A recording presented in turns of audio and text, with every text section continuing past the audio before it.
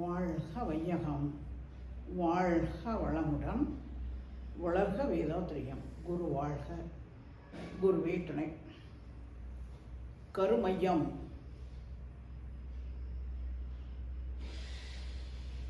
தெய்வீக நீதிமன்றத்தை பற்றிய சிந்தனையை இன்றைக்கு மேற்கொள்ளணும்னு வாழ்க்கை மலர்களில் இன்னைக்கு டிசம்பர் 3ஆம் தேதிக்கு மகரிஷி நமக்கு சில உண்மைகளை உணர வைக்கிறார். நான் கருமையம்ங்கிறது, மையம்ங்கிற வார்த்தையே intensified place is called centre அப்படி சொல்கிறார் மகரிஷி. திணிவு மிக்க இடம் மையம் என்று சொல்லப்படும். எந்த ஒன்று சுழன்றாலும் அதற்கு மையம் அமைத்து கொள்ளும் என்பது பொதுவான விதி. அந்த பொதுவான விதிங்கிறது என்ன அப்படின்னா வேற ஒன்றும் இல்லை. இந்த கினமேட்டிக் குவரிங் மோஷன்னு சொல்கிறோமே, இந்த சுத்தவெளியில் இருக்கக்கூடிய நுண் அதிர்வு, அது விட்டு விட்டு அழுத்துது, அது சுருங்குது விரியுது, சுருங்குது விரியுது. அதுதான் இறைநிலையுடைய ஒரே வேலை. இந்த சுத்தவெளியோட ஒரே வேலை என்ன அப்படின்னா இறுக்கி இருப்பாக்கி வைக்கிறதும் ஏற்ற கால சூழ்நிலை வரும்போது விரிச்சு காட்டுறது தான். அந்த வகையில் இறைநிலை தன் நிலையில் மாற்றம் பெற்று ஷடப்பொருளாகி ஷடத்திலிருந்து உணர்வு வந்த பிறகு ஜீவன் என்ற நிலை பெற்று ஓரறிவு தாவரம் மேற்கொண்டு 6வது அறிவு பெற்ற மனிதன் வரை தன் நிலையில் மாற்றம் பெற்று வந்திருக்கே.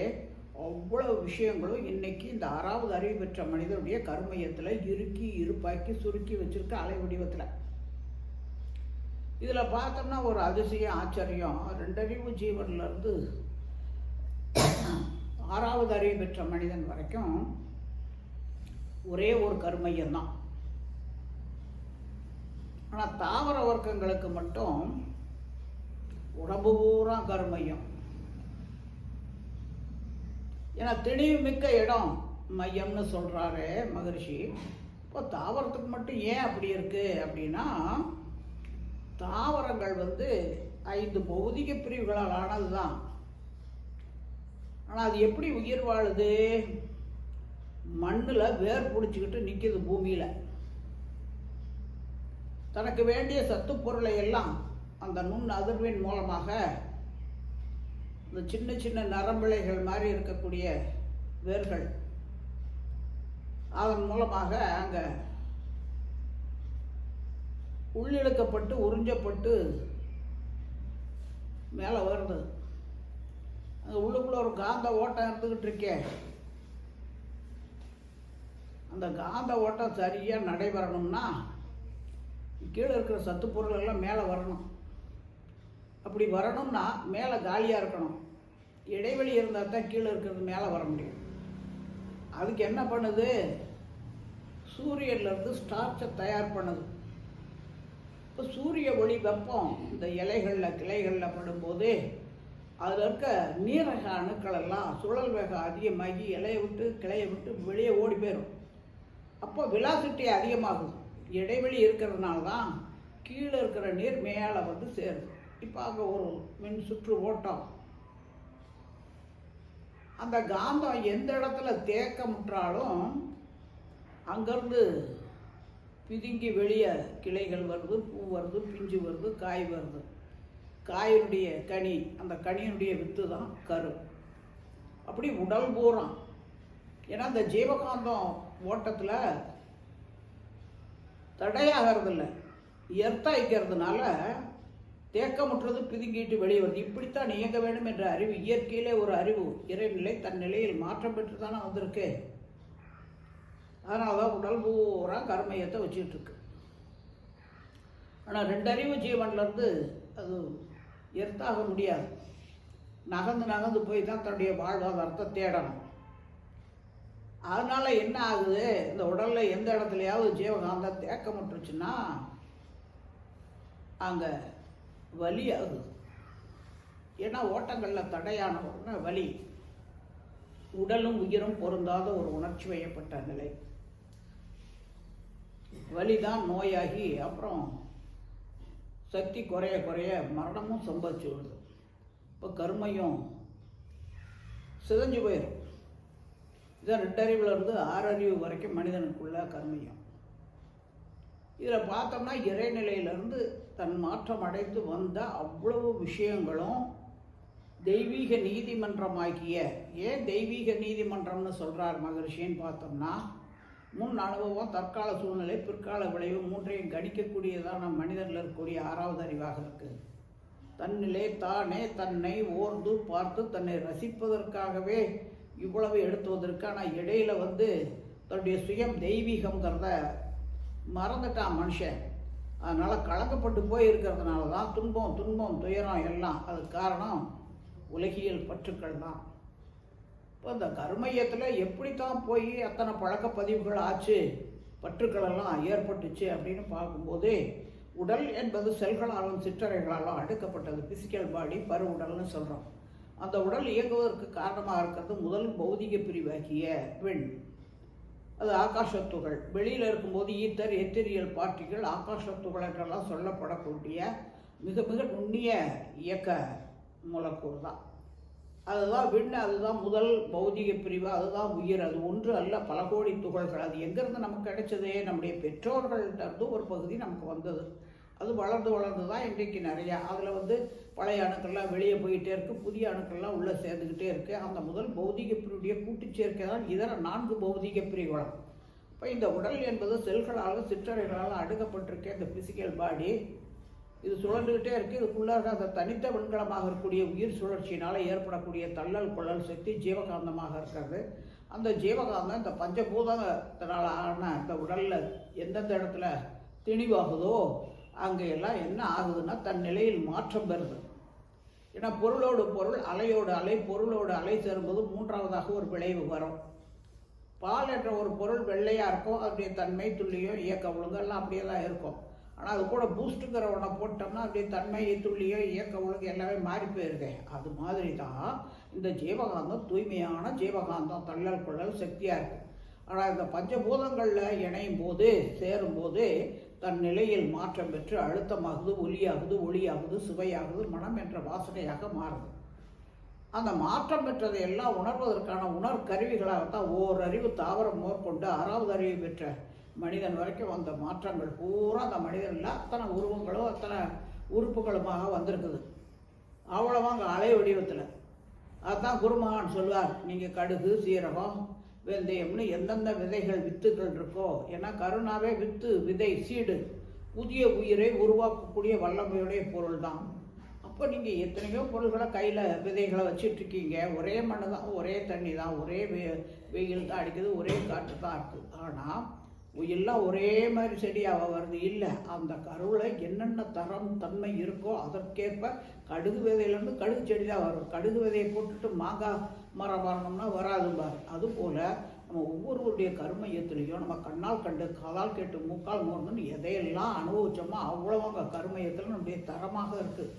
அது அவ்வப்போது மூளை செல்கள் மூலமாக விரிச்சு காட்டுது. அதனால தான் இன்றைய சிந்தனையில் மகிழ்ச்சியை சொல்கிறாங்க, நீங்கள் போயிட்டே இருக்கீங்க. இப்போ நம்ம வேதலோக அன்மலையத்தில் கூட பார்த்தோம்னா ஆரம்பத்தில் ஏதோ 1-2 மைல் இருந்தது. இப்போ ஏதோ மயில்களை நம்ம வளர்க்குற மாதிரி ஏகப்பட்ட மயில்கள் வந்துடுச்சு. அப்போ முதல்ல அந்த மயிலை பார்க்குறோம். அப்படிங்கும்போது நம்ம கண்கள் மூலமாக வெப்ப உடல் இருக்கே நம்ம இதில் ஜீவகாந்தம் திணிவுறும்போது அது ஒளி அலையாக மாறுது. அப்போ அந்த ஒளியை உணர்வதற்கான கருவி எதுனா கண்கள். கண்கள் மூலமாக பிதுக்கி விட்டு வெளியே வருது. அந்த அலைங்கிறது புலன்களுக்கு அப்பால்பட்டது. அது பாட்டுக்கு போயிட்டே இருக்கும். அது எங்கே போய் சேரும்னா பிரபஞ்சத்துக்கு அப்பால் இருக்கக்கூடிய சுத்தவெளி வரைக்கும் போகக்கூடியது. ஆனால் இது போகும்போதே அங்கே ஒரு மைல் இருக்குதுன்னு அங்கே போனோன்னா அங்கே தடுக்கப்படுது. தடையே உணர்தலாகிறது. Obstruction is perception. தடுக்கப்பட்டதுனால திரும்பி கிளம்பிய இடமாகிய கண்களுக்கே வந்து சேருது. ஆனால் எப்படி வருது? அவ்வளோ பெரிய மயில் சுருங்கி சுருங்கி சுருங்கி, ஏன்னா இறைநிலை இருக்க ஆற்றலும் விரித்து காட்டுற ஆற்றலும் தானே அவங்க அதனுடைய தன்மையாக இருக்குது. சுத்தவெளி இல்லாத இடமோ பொருளோ இயக்கமோ விளைவோ இல்லை. நம்ம எல்லாம் சுத்தவெளிக்குள்ளே தான் உட்காந்துருக்கோம். அங்கே கண்ணுக்கு சேரும்போதே மிகச்சிறிய அளவில் கொசுவை விட மிகச்சிறுசாக இருக்குது. அது பக்கத்தில் இருக்கிறவங்கள பார்த்தாங்கன்னா அடடா ஆமாம் அவ்வளோ பெரிய மயில் இவங்க கண்ணுக்குள்ளார சின்னதாக இருக்குது கொசுவாட்ட அப்படிம்பாங்க. இப்போ பார்வை நரம்புகள் மூலமாக சுருங்கி சுருங்கி சுருங்கி சுருங்கி மூளைக்கு போய் இதுக்கு மேலே சுருங்க முடியாதுங்கிற அளவில் பதிவுன்னாக்கா அச்சடிக்கிறது இல்லை, கேரக்டரைஸ்ட், தரம், தன்மை. ஏன்னா அது தள்ளல் கொள்ளல் என்ற இரட்டை ஆற்றலுடையதான் அந்த ஜீவகாந்த சக்தி, தூய்மையானது. ஆனால் அதனுடைய தரம் இப்போ எப்படி மாறுது அப்படின்னா மயிலாக மாறிடுச்சு. அங்கே மூளை செல்கள் மூலமாக கபாட செல்கள் அது ஒவ்வொரு பகுதியாக இருக்குது. அதில் எந்தெந்த பகுதியில் என்னென்ன அனுபவம் ஏற்படணுமோ அங்கங்கே அது இப்படித்தான் இயங்க வேண்டும் என்ற அறிவும் அந்த மாபெரும் ஆற்றல் அழுத்தம் எனும் உந்து ஆற்றல் மூலமாகத்தான் இதெல்லாம் நடக்குது. அப்போது உடல் முழுவதும் ஜீவகாந்தம் சுழன்று மையத்தை ஏற்படுத்தி வச்சுருக்க கருமையம் மூலாதாரம் அங்கே கொண்டுட்டு போய் அந்த மயிலோட உருவத்தை வச்சிருது. நம்ம ஒரு 2 வயசு 4 வயசு 5 வயசில் நம்ம அம்மா அப்பா மயிலுன்னு சொன்னாங்க. இன்றைக்கி வரைக்கும் நம்ம மயில்னு நினச்ச உடனே அது தொகை விரித்து ஆடுது, இவ்வளவு அழகாக இருக்குது அப்படியெல்லாம் நம்ம நினைக்கிறோம். ஆனால் அதுக்கு பதிலாக 4 தலையோட 8 காலோட ஒரு உருவத்தை நினைக்க முடியுதா? இல்லை, அதுக்கு 2 காலு, ஒரு தலை, ஒரு தொகை விரித்து ஆடுது. இதுதான் நமக்கு எப்போவுமே காட்சியாக வருது. ஏன்னா அதுதான் நம்ம எதை அனுபவிக்கிறோமோ அதுதான் காட்சியாக நமக்கு திரும்பி வருது. இப்போ இருப்பாக்கி வைக்கிறதும் ஏற்ற கால சூழ்நிலை வரும்போதுங்கிறார். அது எப்படி? நம்முடைய உயிர்ச்சூழல் வேகத்தை மன அலைச்சூழல் வேகம்னு கணக்கீடு செஞ்சுருக்காங்க. அது மனித மன அலைச்சூழல் வேகம்ங்கிறது ஒரு வினாடிக்கு 1லிருந்து 40ங்கிற சுழல் வேகம். இதில் 14லிருந்து 40ங்கிறது பீட்டா, இன்னும் 8லிருந்து 13னா ஆல்பா, இன்னும் 4லிருந்து 7 தீட்டா, 1லிருந்து 3 டெல்டா. இப்படி 4 நிலைகளில் எந்த ஃப்ரீக்குவென்சியில் எந்த மன அலைச்சூழல் வேகத்தில் நாம் இருக்கிறோமோ அந்த சுழல் வேகம் வரும்போது, தானாக வரும்போதோ அல்லது நாம முயன்றாலும் மூளை செல்களில் பதிஞ்சிருக்கிறது ஜீவகாந்தம் போய் மோதின உடனே உரசின உடனே அது விரிச்சு காட்டும். அதுதான் எண்ணம். அந்த எண்ணம் தான் சொல்லாக செயலாக மலர்ச்சி பெறுது, செயலுக்கு விளைவிற்கு. இதுதான் முன் அனுபவம்னு சொல்லக்கூடியது. இது மனிதனில் இருக்கக்கூடிய ஒரு சிறப்பு. ஆனால் மிருகங்கள் வரைக்கும் அந்த முன் அனுபவம் தற்கால சூழ்நிலை பிற்கால விளைவுங்கிறத கணிக்கக்கூடிய நிலை இல்லை. அதுதான் கருமையத்தினுடைய இந்த தெய்வீக நீதிமன்றத்தினுடைய வேலை என்ன அப்படிங்கிறத இன்றைக்கு நமக்கு மகிழ்ச்சி சுருக்கமாக ஒரு விளக்கம் கொடுத்திருந்தாலும் கூட அந்த தெய்வீக நீதிமன்றம் தான் நம்முடைய வாழ்வாதாரமாகவே இருக்குது. நான் சந்தோஷமாக இருக்கிறோமா, மகிழ்ச்சியாக இருக்கிறோமா, வருத்தமாக இருக்கிறோமா, அடுத்தவங்களோட சண்டை போடுறோமா, அடுத்தவங்கள பார்த்தா பொறாமையாக நினைக்கிறோமா, கோபப்படுறோமா, கவலைப்படுறோமா, இத்தனைக்கும் காரணம் என்ன அப்படின்னு பார்த்தோம்னா இது வரைக்கும் என்ஜாய்மெண்ட்ஸ் ஆர் எக்ஸ்பீரியன்ஸஸ், புலன்கள் மூலமாக அனுபவப்படாது, எண்ணமாக வராது. அவ்வளவும் அங்கே அலை வடிவத்தில் கருமையத்தில் நம்முடைய தரம். மனதின் மாண்பு எதுவோ அதுவே மனிதனின் மாண்புங்கிறார் மகர்ஷி. மனம்தான் மனிதன், மனிதன் தான் மனம்.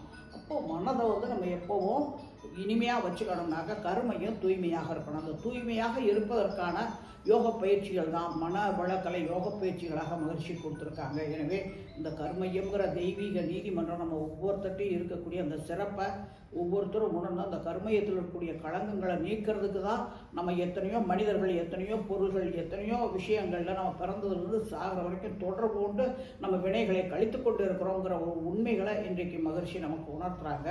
அதனால் நம்முடைய மனம் எப்போவும் அமைதி நிலையில் இருக்கிறதுக்கு மனவளக்கலை யோக பயிற்சிகளை மேலும் மேலும் ஆழ்ந்து ஈடுபடுவோம், தெளிவு பெறுவோம் என்று கூறி இந்த சிந்தனையை நிறைவு செய்வோம். வாழ்க வளமுடன்.